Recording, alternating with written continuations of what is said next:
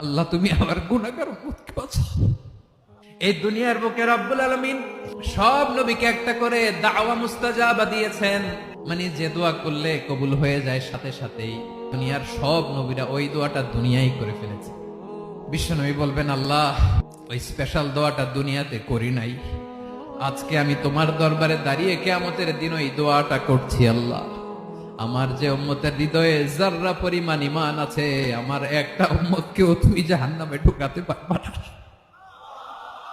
বিশ্বনবী পাগলের মতো একবার হাউজে কাউসারে যাবেন, একবার সিরাতে যাবেন, একবার পুলসিরাতের দিকে, একবার হাউজে কাউসারের দিকে, পাগলের মতো দৌড়াতে থাকবেন, তার কোন গুনাহগার উম্মত যাতে জাহান্নামে ঢুকে না যায়। উম্মতি বিশ্বনবী আমার জন্য কাঁদবেন, আপনার জন্য কাঁদবেন, আমাদের জন্য সেদিন কেঁদে কেঁদে জাহান্নামের দরজায় দাঁড়িয়ে আমাদেরকে টেনে টেনে জান্নাতে ঢুকাবেন।